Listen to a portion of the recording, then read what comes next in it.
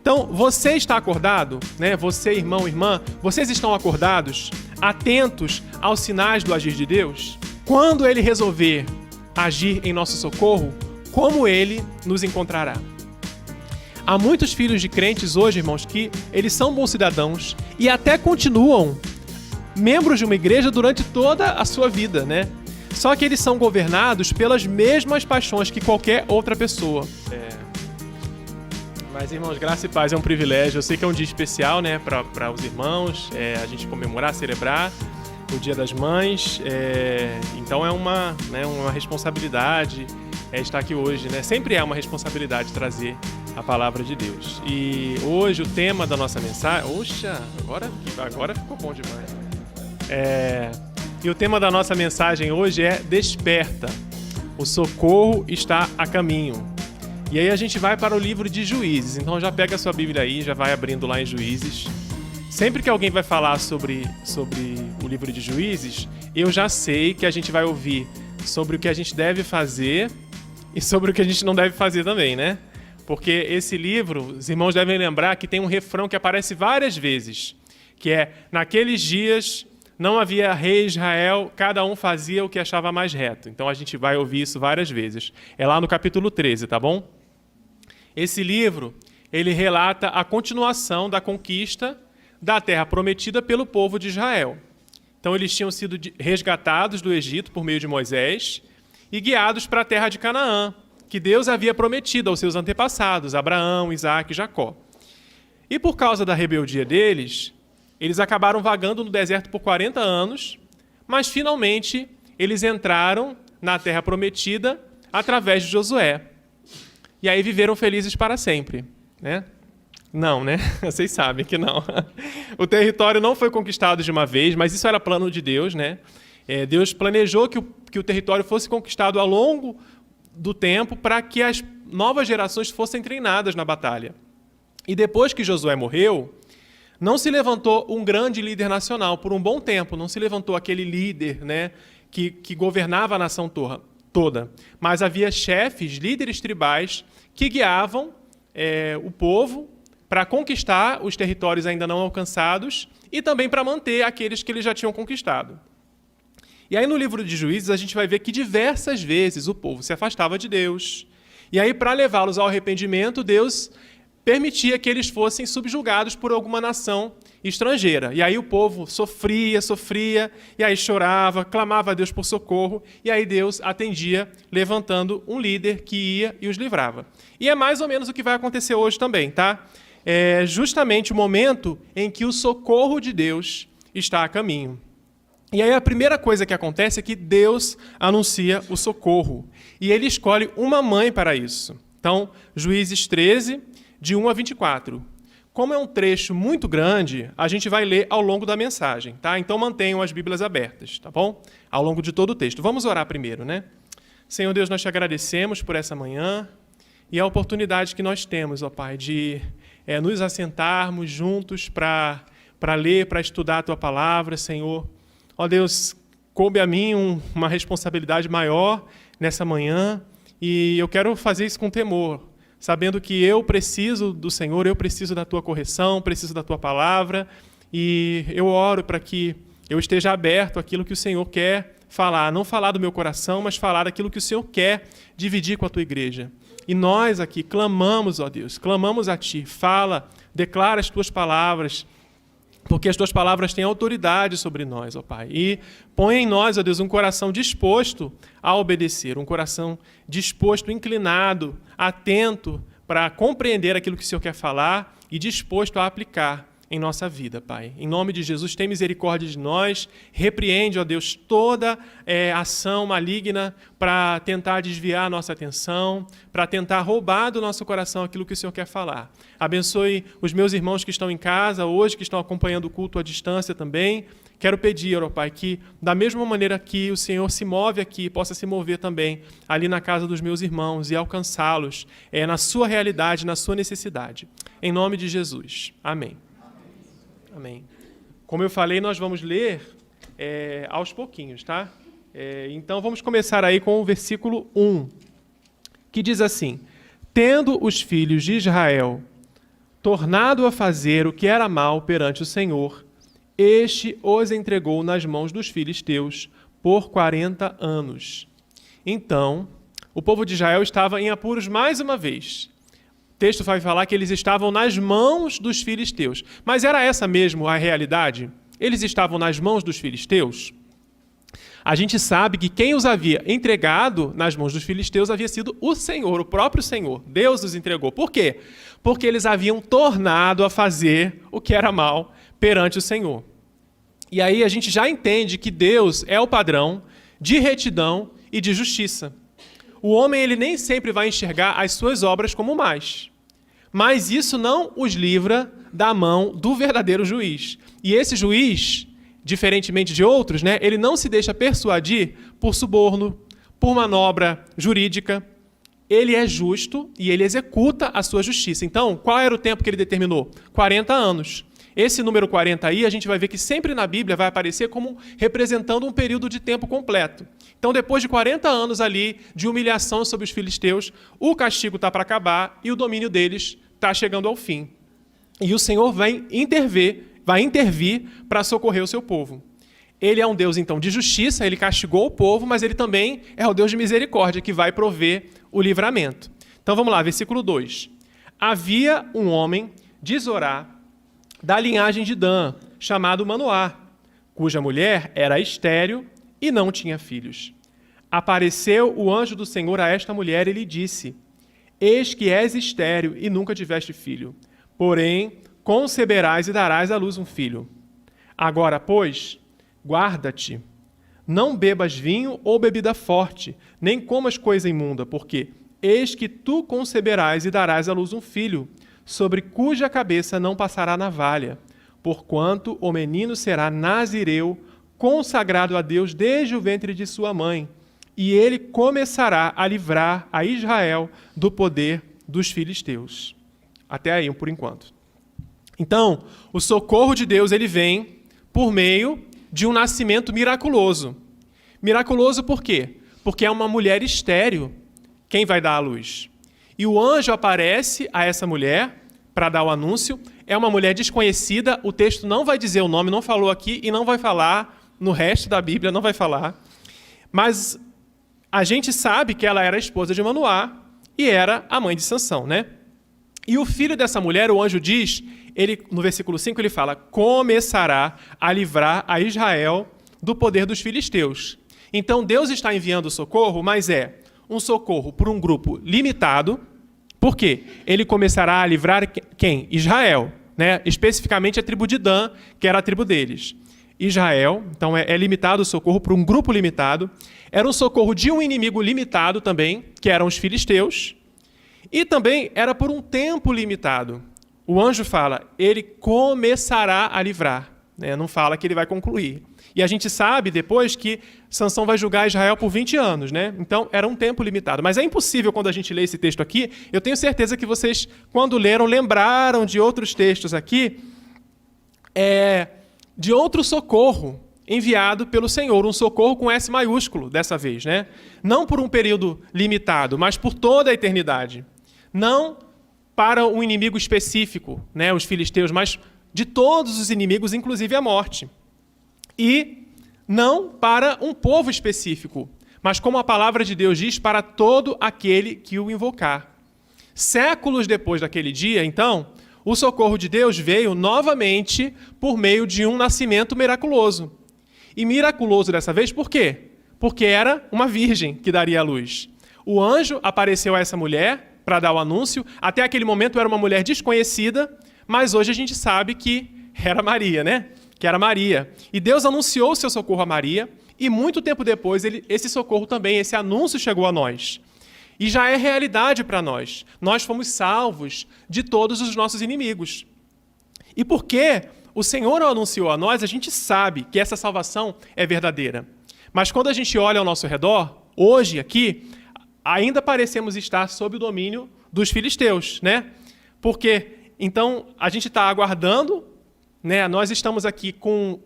A gente até tem falado vários domingos, né? O já já e ainda não, né? Nós estamos, então, aguardando um socorro que já aconteceu, mas que a gente vai experimentar plenamente quando o Senhor Jesus voltar. E aí, enquanto a gente espera, irmãos, já houve no passado e há no presente e haverá no futuro, várias vezes em que o Senhor vai permitir que a igreja seja atacada, perseguida, oprimida, mas, além da certeza, né?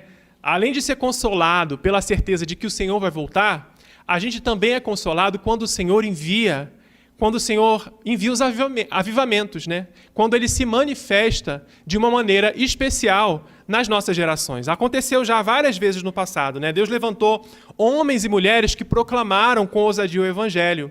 Houve prodígios e sinais, nações, né, foram cheias do temor do Senhor, e mesmo homens poderosos, se curvaram ante o poder da palavra de Deus. Então, até a vinda do Senhor, né, que a gente espera, nós também precisamos desses momentos. Nós precisamos dos avivamentos, né? E o Senhor os enviará. Então, você está acordado, né? Você, irmão, irmã, vocês estão acordados, atentos aos sinais do agir de Deus? Quando Ele resolver agir em nosso socorro, como Ele nos encontrará?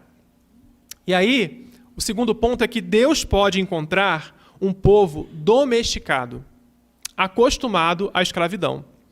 Né? Diferentemente de outros relatos que a gente vê aqui, até mesmo em Juízes da intervenção de Deus, a gente não vê aqui o povo clamando por libertação. Glória a Deus, né, pela misericórdia dele, porque isso não impediu que ele intervisse, mas eles nem mesmo estavam esperando que Deus os libertasse. Vamos para o versículo 6 aqui, 6 e 7, tá bom? Então a mulher foi a seu marido e lhe disse: um homem de Deus veio a mim. Sua aparência era semelhante à de um anjo de Deus, tremenda. Não lhe perguntei de onde era, nem ele mesmo me disse o seu nome. Porém me disse: eis que tu conceberás e darás à luz um filho. Agora, pois, não bebas vinho nem bebida forte, nem comas coisa imunda, porque o menino será nazireu, consagrado a Deus, desde o ventre materno até o dia de sua morte. Não sei se vocês conseguiram observar aqui que a mulher contou o relato um pouquinho diferente do que o anjo tinha dito para ela. E quando ela fala para o marido, ela nem mesmo mencionou a parte da libertação de Israel. Então, se aquele fosse um anseio daquela geração, ela certamente teria mencionado isso. Vocês não concordam? Né? Se ela estivesse esperando por isso, ela ia falar: olha, ele vai vir para libertar Israel. Ela não fala nada disso. Então, a gente entende que aquela geração ela estava acostumada à opressão. Então, eles nem mesmo talvez estivessem percebendo que aquilo ali, que o domínio dos filisteus era um instrumento da correção de Deus. Talvez eles estavam pensando assim: é porque eles são mais fortes do que a gente. É por isso que eles estão dominando a gente, né? Depois de 40 anos, então, de opressão, eles já haviam aceitado que eles eram escravos. E é curioso também, uma outra coisa que é interessante, é que o texto não menciona que a mulher orou pedindo a Deus um filho. A gente sabe que ela ficou muito feliz com isso, que ela desejava isso, a gente percebe pelo texto, mas a gente não vê ela orando. E aí eu pergunto, irmãos, será que a gente não corre o risco também hoje de estar domesticados? De estar acostumados, satisfeitos com esse mundo que a gente vive, esse mundo de opressão? Então a gente não sofre mais por causa da injustiça, da maldade, da violência, né? Até que bate na nossa porta, mas a gente vê acontecendo ao nosso redor, a gente não sofre tanto. E alguns inimigos parecem grandes demais e a gente aceita que a gente simplesmente não pode com eles. A gente nem mesmo considera que isso pode ser um instrumento da correção de Deus para nós. Eu não estou dizendo, irmãos, que todo sofrimento é consequência do pecado, não. Não é isso que eu quero dizer. Porém, muitas vezes a gente se avalia segundo os nossos próprios parâmetros e esquece de avaliar os nossos caminhos, como é que estão os nossos caminhos perante o Senhor. A gente esquece de avaliar isso, né? E aí, se a gente não se avalia aos olhos de Deus, como é que a gente vai reconhecer quando Ele estiver nos corrigindo? A gente acaba perdendo a oportunidade de ser restaurado por Ele. Mas, como eu falei, nem todo sofrimento é causa do pecado. Nem todo sofrimento tem relação com o pecado. Mas mesmo nesses sofrimentos, a gente acaba abdicando algumas vezes da prática da oração, do hábito de orar, até mesmo pelas coisas que mais nos importam. A gente não está orando, né? A gente não duvida que tem um Deus poderoso no céu, mas algumas vezes parece que ele está ocupado demais para intervir na nossa situação, para intervir na nossa realidade. Então, irmãos, a pergunta é: quando o Senhor resolver agir em nosso socorro, será que ele não nos encontrará já domesticados? Então, ponto 3. O Senhor também pode encontrar líderes adormecidos, sonolentos, né? E se tiver alguém dormindo aí, aproveita para acordar. Porque o nome Manoá, a palavra, né, significa descanso. Eu acho curioso isso, tá? Não estou dizendo, pode ser uma coincidência, gente. Mas eu não consigo acreditar que é uma coincidência, porque essa palavra ilustra um pouco a condição tanto do Manoá quanto a dos líderes daquela geração. Tá? Olha só, vamos lá. Versículo 8, tá? Então, Manoá orou ao Senhor e disse: Ah, Senhor meu, rogo-te que o homem de Deus que enviaste venha outra vez e nos ensine o que devemos fazer ao menino que há de nascer. Então, ok, pelo menos ele orou, né? Isso é uma coisa boa, um bom sinal. Porque até outras versões falam que ele orou instantemente, né? Insistentemente. Mas por que ele queria que o anjo viesse novamente? A mulher já não tinha dito para ele o que era para fazer? Ela já tinha falado para ele. A gente sabe que ela pegou, assim, não falou tudo, mas ela já tinha falado. Talvez ele estivesse ressentido, né? Eu fiquei aqui confabulando, pensando, né? Talvez ele estivesse ressentido pelo fato do anúncio do anjo não ter passado pelo chefe da família, ter pulado ele, né? Foi direto na mulher, não falou com ele primeiro, não sei. Né? A gente não pode usar as nossas lentes de hoje, né? Que tudo é machismo, a gente não pode olhar para a Bíblia com a mesma lente. Mas é possível que ele estivesse com esse ressentimento, né? Eu não quero ser injusto com ele. Mas aí vamos lá, versículo 9. Deus ouviu a voz de Manoá e o anjo de Deus veio outra vez à mulher quando esta se achava assentada no campo.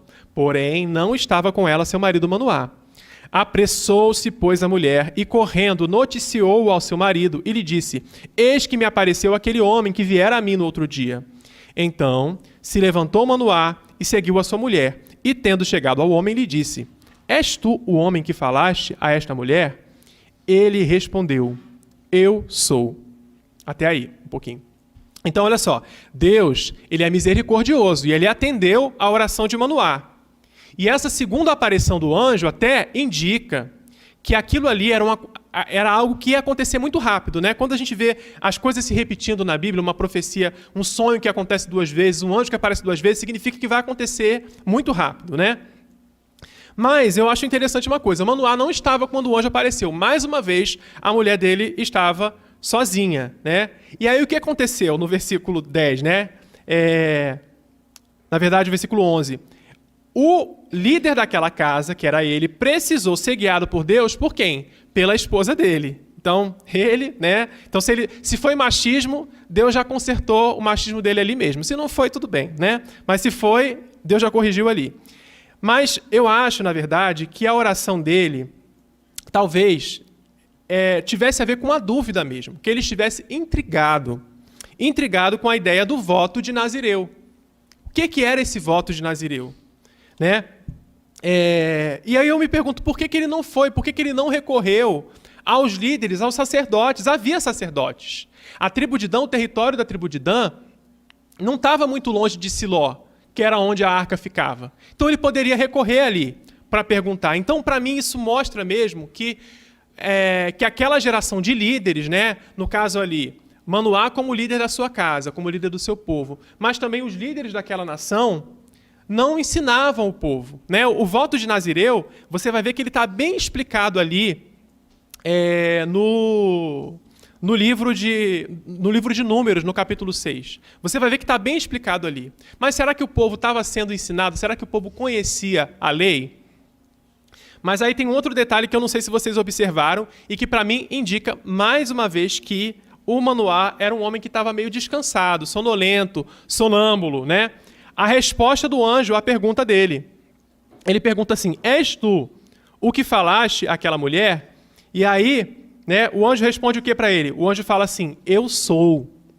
Então aqui a gente logo de cara percebe que aquele anjo ali, na verdade, é alguém mais especial, né? É mais do que um homem. Eles estão tratando, Manoá está tratando aquele anjo como um homem comum, mas ele é mais até do que um anjo comum, né?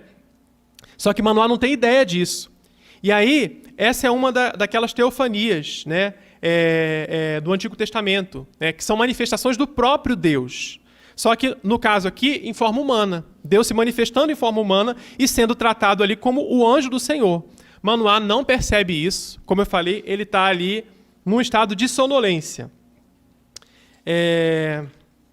Aí, versículo 12, vamos lá. Então, disse Manoá: quando se cumprirem as tuas palavras, qual será o modo de viver do menino e o seu serviço? Respondeu-lhe o anjo do Senhor: guarde-se a mulher de tudo quanto eu lhe disse. De tudo quanto procede da videira não comerá, nem vinho nem bebida forte beberá, nem coisa imunda comerá, tudo quanto lhe tenho ordenado guardará. Então, como eu falei, né, o voto de Nazireu já estava explicado na Torá, e era um período de consagração ao Senhor, era um período especial, que um homem ou uma mulher poderiam fazer, e envolvia esse voto de Nazireu uma série de restrições, como não cortar o cabelo, não consumir nada de uva, não beber bebida alcoólica, não tocar em mortos. Normalmente, esse voto durava por um período de tempo. Mas algumas pessoas, né, com propósitos especiais, eram nazireus desde o nascimento. A gente vê que provavelmente na Bíblia, Samuel, né, que depois vem algum tempo depois de Sansão, e João Batista, provavelmente eles eram nazireus, né, pelas indicações ali que há ali de como eles nasceram. E Sansão, ele era alguém para quem Deus tinha um propósito especial, o propósito de socorrer o seu povo. Só que no anúncio do nascimento dele, então a gente vê que os líderes da nação, né, tanto Manoá como um líder da casa, eu não sei qual era o status de Manoá naquela sociedade, mas os demais líderes, né, os sacerdotes, talvez, eram um estado de sonolência mesmo. E que esperança há para um povo cujos líderes estão descansando num momento de opressão? Que esperança existe? É um círculo vicioso, gente, porque assim, um povo domesticado gera líderes adormecidos, que apacentam um povo domesticado. E aí é um cenário desolador, porque como é que se sai disso, né? Tendo aceitado a condição deles de dominados, esses líderes agem muitas vezes mais a serviço dos opressores, controlando o povo para que eles não criem problemas. Mais à frente, você não precisa ir lá não, mas mais à frente no capítulo 15, versículo 11, a gente vai ver os homens de Judá reclamando com Sansão por causa de uma briga com os filisteus. Eles falam para Sansão assim: você não sabia que os filisteus dominam sobre nós? Então, os líderes estão mais controlando o povo para não criar problemas do que lidando com aqueles que estão oprimindo. E aí, gente, eu me pergunto, se não é o que muitos líderes se ensinam, né? Muitos líderes ensinam hoje ao povo. Se não é isso, né? Tem gente ensinando para a igreja que não é possível viver de acordo com os valores que Deus estabeleceu. Tem igreja ensinando isso. Que a gente deve negociar, fazer concessões aos valores do mundo, para que a gente esteja o quê? Livre de problemas, para ninguém se irritar, para ninguém mexer com a gente. Então, para ser aceito e amado, a gente faz o que o mundo quer. Há igrejas tentando vender até uma versão mais palatável do cristianismo. E alguns desses líderes até começaram bem. É isso que intriga mais a gente, né? Mas desanimaram. Se cansaram de apelar a um povo domesticado. E perceberam que é mais cômodo destacar alguns trechos da palavra de Deus que parecem mais fáceis, ignorando todo o restante daquilo que Deus diz. Muitos líderes se renderam ao sono espiritual. E aí eles acabam mascarando isso, ficando ocupados com um monte de coisas, com um monte de atividades e não percebendo quando Deus está agindo em socorro do povo. Então, muitos líderes são ignorantes das coisas espirituais. São ignorantes das coisas espirituais, né? Eles deveriam estudar a Bíblia, mas não estudam. Deveriam ensinar o povo, mas não ensinam. E aí, eles acabam desprezando, muitas vezes, os pequeninos, né? Quando Deus age, se revela, né? Aqueles que talvez não estejam numa posição de destaque, de autoridade, eles acabam desprezando essas pessoas, porque eles acham, não, daí não vem nada, né? Pelo menos o Manoá acreditou ali na esposa dele, né? Acreditou no relato, tanto é que ele orou para que o anjo aparecesse. E, irmãos, né? Quando a gente pensa assim, mas Jesus não é o nosso descanso, mas, como eu falei, né, é o já e o ainda não. O nosso tempo de descanso ainda não chegou. Né? Lá em Hebreus 4, versículo 9, eu vou ler aqui rapidinho. Não precisa sair, quer dizer, você pode abrir se você não desmarcar e não sair de Juízes, porque a gente vai voltar para lá. Mas Hebreus 4, versículo 9, diz assim: Portanto, resta um repouso para o povo de Deus. Portanto, resta um repouso para o povo de Deus. Ou seja, está no futuro. Não chegou ainda. Não chegou ainda o tempo da gente descansar e dormir. E não pensa, gente, quando eu falo sobre líderes adormecidos, não pensa só que isso se aplica a quem tem algum tipo de posição na igreja. Um cargo, né? Sei lá. Não. Porque todos nós aqui somos líderes em algum nível. Líderes nas nossas casas, né? Todos nós temos algum nível de liderança, então todos nós corremos esse risco de estar adormecidos.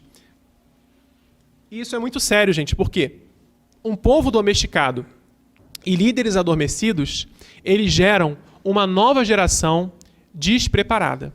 Né? Eles dão origem a uma nova geração despreparada. Vamos lá, versículo 15 de Juízes, tá? Juízes 13, versículo 15. Então Manoá disse ao anjo do Senhor: permite-nos deter-te, e te prepararemos um cabrito. Ou seja, Manoá falou isso aqui depois de perguntar para o anjo tudo aquilo que ele queria saber. Então, ele perguntou tudo sobre o voto de Nazireu, o que ele deveria fazer. Faltou alguma coisa? Faltou, né? Ele deu atenção ao voto de Nazireu, mas ele deixou de perguntar para quê? Para que esse voto? Né? Para que o meu filho está sendo consagrado ao Senhor? Para quê? Com que propósito? Ele não pergunta. Né? A mulher não menciona, ele não pergunta, o anjo não repete. Né? E aí, quais foram as consequências disso? Eu recomendo que você depois leia, né, o restante da história de Sansão até o capítulo 16 de Juízes, e você vai perceber que os pais de Sansão até que fizeram um bom trabalho ensinando a ele as restrições do voto de Nazireu. Né? Sansão, ele algumas vezes comprometeu o voto, né? Quebrou, mas aí era culpa dele, porque os pais pareciam ensinar a ele direitinho.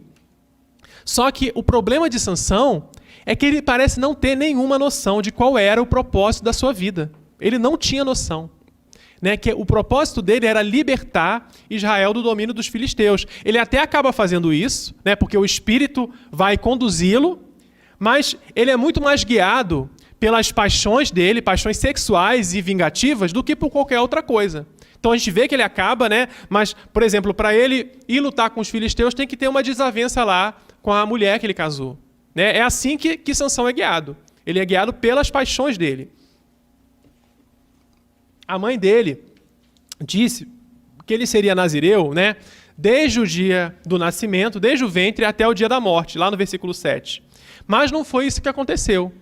A gente sabe que não foi o que aconteceu, né? Que ele não foi nazireu até o dia da morte. Ele, né, teve lá um momento em que o voto realmente se quebrou completamente. E aí, só que de fato o anjo não tinha dito que ele seria nazireu do ventre até a morte. Ele falou assim, ele falou que ele seria nazireu desde o ventre. Só falou isso o anjo. A mulher que completou com o dia da morte, né? E o anjo falou assim, ele começaria a livrar a Israel. E talvez não tenha sido mesmo um livramento completo. É interessante, né? Eu falei que Sansão ele governou Israel por 20 anos, que é a metade do que na Bíblia a gente vê como um período completo de tempo. Pela graça de Deus, Sansão ainda é um herói da fé. Ele ainda está lá no rol dos heróis da fé, né? E ele acabou glorificando a Deus na morte dele. Né? Mas na sua vida, a gente tem a sensação de que ele não viveu plenamente aquilo que ele poderia viver. Né? Ele se sujeitou às restrições de Nazireu, mas ele não dominou as suas paixões. E aí eu me lembro do que Paulo fala aos Colossenses, ele fala assim, ó, vos sujeitais a ordenanças, não manuseis isso, não proves aquilo, não toques aquilo outro, tais coisas com efeito, têm aparência de sabedoria como culto de si mesmo e de falsa humildade, e de rigor ascético, todavia não tem valor algum contra a sensualidade. Então, ele foi guiado pelas paixões dele, ele até obedecia aquelas restrições do voto de Nazireu, mas ele não dominava a sensualidade. E aí ele até obteve vitória em alguns momentos por causa disso, mas aquilo também foi a ruína de Sansão. E aí, gente, quais são as coisas mais importantes que a gente deve considerar quando a gente prepara a nova geração? Será que é apenas uma boa educação que a gente deve dar para a nova geração? Será que é apenas uma profissão? Né? Os conhecimentos para ser um bom cidadão, é isso que a gente deve oferecer para a nova geração? Bons pais, como os pais de Sansão, podem até transmitir aos filhos os princípios e os rituais da fé cristã. Mas talvez eles falhem em comunicar sobre os propósitos das suas vidas. Né? De que vale um filho cheio de dons, cheio de conhecimento, mas que está usando isso apenas para si mesmo? De que vale isso? A gente pode ver um outro exemplo, né? O Zacarias, né, que foi o pai de João Batista, que eu falei que provavelmente era um nazireu também. Ele criou o filho, né, dele com as restrições lá de Nazireu, mas ele tinha muito claro, desde o nascimento de João Batista, qual era o propósito da vida dele. Então eu não estou aqui, gente, querendo julgar o Manoá e a esposa dele, né? Talvez eles tenham feito o melhor que eles podiam, né, naquela geração, naquele contexto, né? A gente não pode se considerar melhor do que eles, né? E nem dizer assim, Zacarias era melhor do que eu. Mas, de fato, a gente vê que a diferença, né, na criação de João Batista e de Sansão é que João Batista tinha de muito cedo, ele tinha claro desde muito cedo qual era o propósito da vida dele. Há muitos filhos de crentes hoje, irmãos, que eles são bons cidadãos e até continuam membros de uma igreja durante toda a sua vida, né? Só que eles são governados pelas mesmas paixões que qualquer outra pessoa. As metas das vidas deles são as mesmas metas. É o mesmo, né? Se você, às vezes, colocar lá assim, os sonhos de um jovem cristão e os sonhos de um jovem não cristão, talvez são os mesmos sonhos, né? A gente não tem o poder, como pais, de garantir como será a vida dos nossos filhos. Nós não temos esse poder, né? Deus até faz isso... Ele faz isso para que a gente não se orgulhe, né? Que a gente meu filho anda com Deus porque eu fiz isso, eu fiz aquilo. Não, na verdade é sempre a graça de Deus. Mas a nossa responsabilidade como pais é ser fiéis naquilo que nos cabe, deixando os resultados com o Senhor, né? E não só como pais dos nossos filhos biológicos, como pais e mães espirituais também, né? Algumas vezes eu vejo que as pessoas se convertem e a gente até consegue ensinar para essa pessoa que a gente frequenta, que ela precisa frequentar a igreja, que ela precisa se comportar, que a linguagem dela deve ser uma linguagem santa, que ela deve ouvir determinado tipo de música. A gente consegue ensinar isso, mas a gente não ensina muitas vezes essas pessoas que se convertem a viver o propósito de Deus. E aí, a gente nem se incomoda quando ela veio, né? Ela veio para a igreja, ela se converteu, mas ela continua buscando as mesmas coisas que ela buscava antes de vir a Cristo. Agora então assim, ela tinha o mundo dela girando ao redor dela mesma, e agora ela continua tendo o mundo dela girando ao redor dela mesma. Só que agora Cristo vai ajudá-la a conseguir os objetivos que ela tinha antes, né? Como ter uma vida feliz nessa terra. É tudo o que muitas pessoas querem e a gente não se incomoda com isso. Mas glória a Deus, irmãos, porque Ele intervém no nosso mundo. Ele sempre vem em socorro do seu povo, né? Eu quero estar alerta quando Deus vier para nos socorrer, né? Você quer também? Imagino que sim. E como é que a gente pode conhecer a sua manifestação? Reconhecer, né? O ponto 5 fala, Deus se revela aos humildes, né? Para os judeus daquele contexto, a esterilidade era um sinal de desaprovação de Deus. Então aquela mulher ali, provavelmente era uma mulher desprezada pela sua família e pelo seu marido. Provavelmente, né? Pela sociedade. Não sei se pelo marido, né? Não vou também detonar tanto assim o Manoá. Mas ela enfrentava algum tipo de desprezo, né? A gente não vê ela na companhia de outras mulheres. A gente não vê essa mulher na companhia nem mesmo do seu marido, até aquele momento. Mas Deus sabe quem ela é, sabe onde ela está e ele a encontra 2 vezes, né? A Bíblia não fala o nome dela, mas Deus sabe, Deus conhece ela e ele escolhe se revelar para ela. E ela, gente, desde o começo, ela reconhece que aquele homem não é um homem comum, diferentemente de Manoá. Ela reconheceu que ele não era qualquer homem. Ela falou que a aparência dele era terrível. E por reverência, ela nem mesmo dirige a palavra a ele. Ela não fala nada com ele. Ela não dirige, não levanta a voz a ele. Enquanto Manoá, por outro lado, né, tagarelamente, né, ele fica interpelando o homem, perguntando coisas como se fosse qualquer um que chegou na frente dele, né? Vamos lá, versículo 16. Porém, o anjo do Senhor disse a Manoá: ainda que me detenhas, não comerei do teu pão, e se preparares holocausto, ao Senhor o oferecerás, porque não sabia Manoá que era o anjo do Senhor. Perguntou Manoá ao anjo do Senhor: qual é o teu nome, para que quando se cumprir a tua palavra te honremos? Respondeu-lhe o anjo do Senhor e lhe disse: por que perguntas assim pelo meu nome, que é maravilhoso? Então, o anjo estava dando uns toques no Manoá. Né, olha, se você, eu preparei um banquete para você aqui, ainda que você me detenha, eu não vou comer do banquete, mas oferece um holocausto ao Senhor, né? E aí, ele falou assim: não, qual é o teu nome? Por que você me pergunta o meu nome? Porque é maravilhoso. E o Manoá não se toca, gente, não se toca. Mesmo com todas as pistas. O 19, tornou, pois, Manoá. A mulher, de repente, estava assim, cala a boca, né? Tipo assim, né? Do lado dele, né?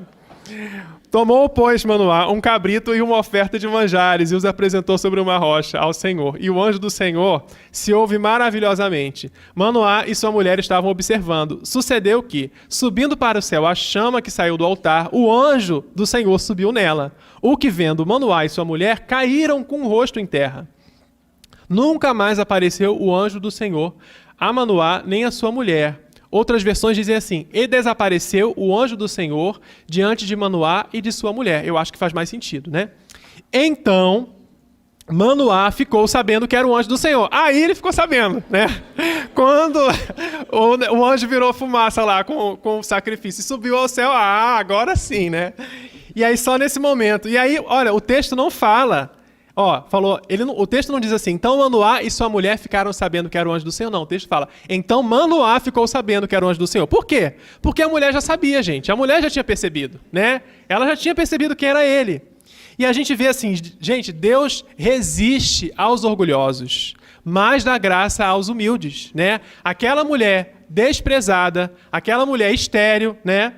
Ela conseguiu, que a gente não sabe nem o nome, ela conseguiu reconhecer o agir de Deus. E Manoá também, né? Vamos lá aliviar um pouquinho a barra dele. Pelo menos tardiamente, ele conseguiu reconhecer o agir de Deus. Porque tem gente que nem Deus fazendo alguma coisa diante do nariz, a pessoa reconhece, né? Pelo menos isso, né? E a razão pela qual muitos de nós não conseguimos reconhecer Deus agindo é o orgulho.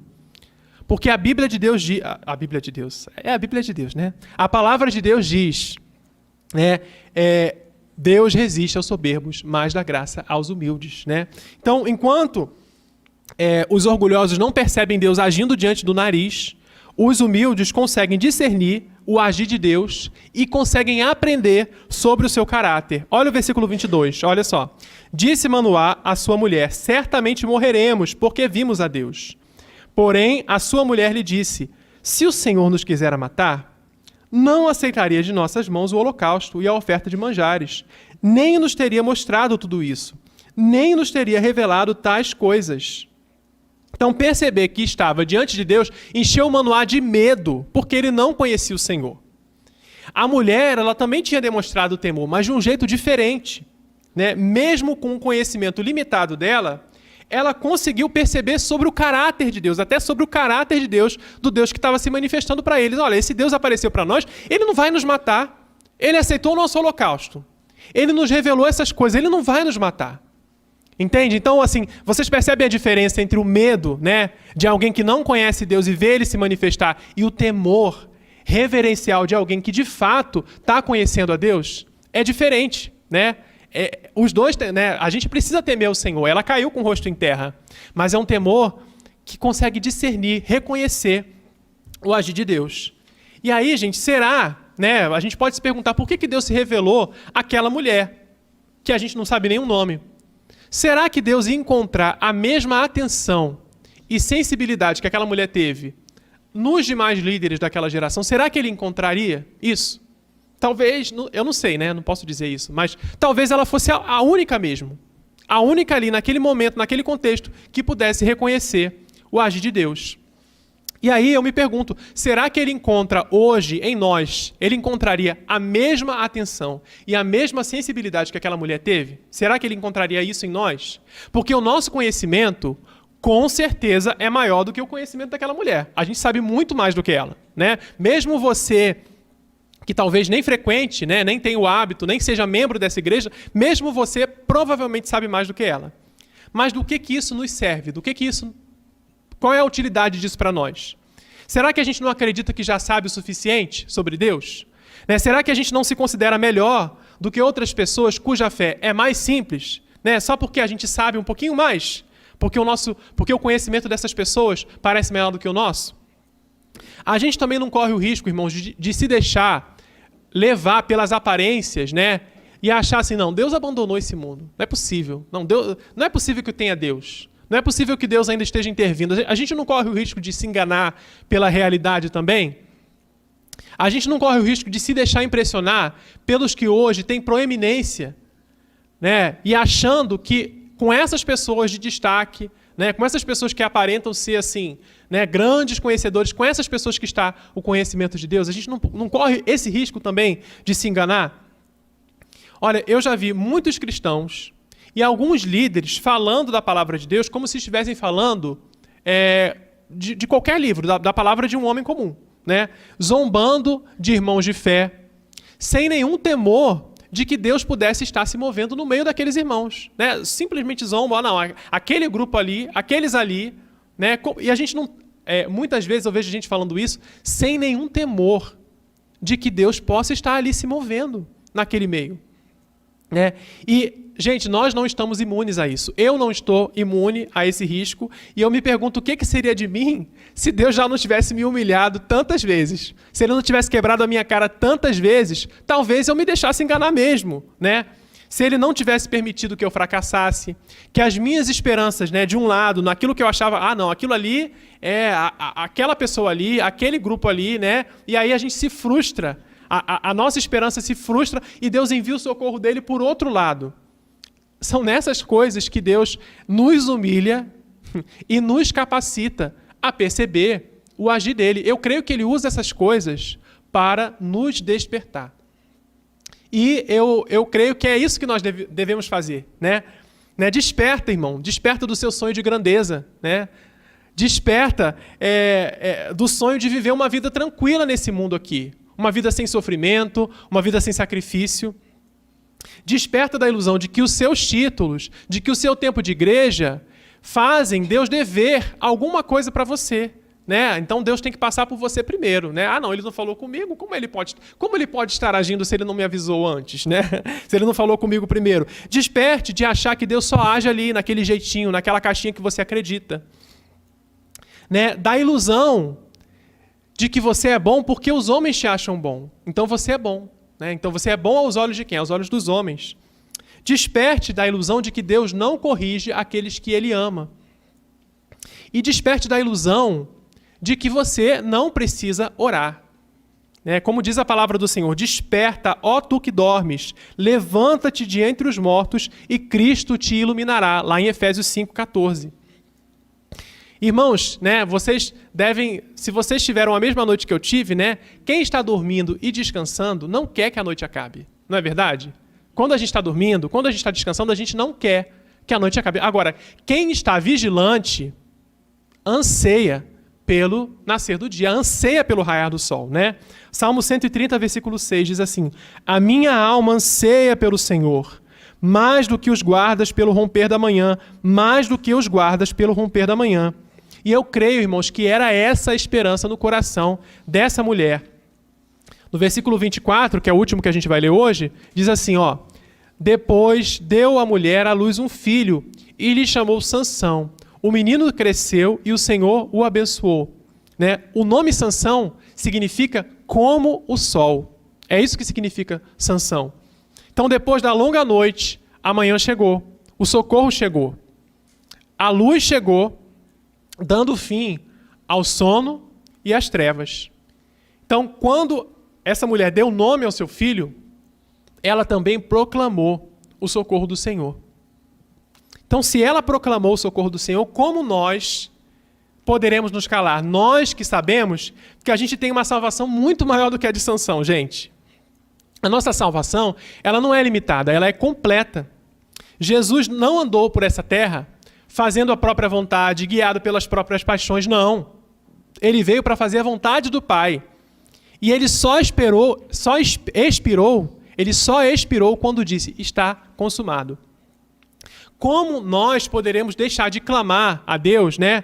A gente que sabe que Deus sempre vem em socorro do seu povo.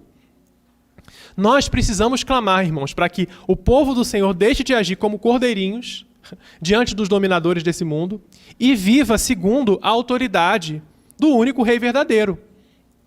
Clamar para que Deus desperte os líderes, aqueles que reconhecem o agir de Deus e ensinam o seu povo a viver para Ele. Clamar para que se levante uma nova geração consagrada a Deus não apenas por rituais, mas que rejeita as paixões carnais para viver para os seus propósitos. Então, irmãos, desperta, né? O socorro está a caminho, né? Deus anuncia o socorro, mas Ele pode encontrar um povo domesticado, Ele pode encontrar líderes adormecidos e sonolentos que geram uma nova geração despreparada. Mas nesse cenário, mesmo que Ele encontre esse cenário, Ele ainda se revela, Ele se revela aos humildes. E que Ele nos encontre dessa maneira, né? Humildes e despertos. Como a palavra do Senhor diz lá em Isaías 61, dispõe-te, resplandece, porque vem a tua luz e a glória do Senhor nasce sobre ti. Amém? Amém. Bom, vou orar para terminarmos. Senhor Jesus, vamos ficar de pé, né? Despertar aí. Senhor Jesus, obrigado pela tua palavra, obrigado pela tua misericórdia, Senhor. E nós queremos, ó Pai, não queremos estar dormindo, não queremos estar sonolentos, mas queremos estar despertos, acordados, atentos, observando o teu agir, ó Pai. Queremos estar ansiando, Senhor, pela manhã, ansiando pela tua luz, pela tua manifestação, Senhor. Nós clamamos, aviva, Pai, aviva o teu povo, aviva a tua igreja, Senhor. Queremos que o Senhor venha, Pai. Queremos que o Senhor venha e nos leve, né, ao teu encontro. Mas até lá, Pai, se nós temos que esperar ainda mais, envia, Senhor Deus, avivamentos para o teu povo, Pai. Levanta a nossa geração realmente para proclamar a tua palavra com ousadia. Manifesta, Senhor, os teus sinais, responde as nossas orações, faz milagres em nosso meio, Senhor Deus. Nós precisamos, ó Pai, nós clamamos, ó Pai, sabemos que o Senhor tem misericórdia do teu povo, que o Senhor se alegra em responder a nossa oração, Pai. Eis-nos aqui, Pai. Desperta-nos em nome de Jesus. Amém.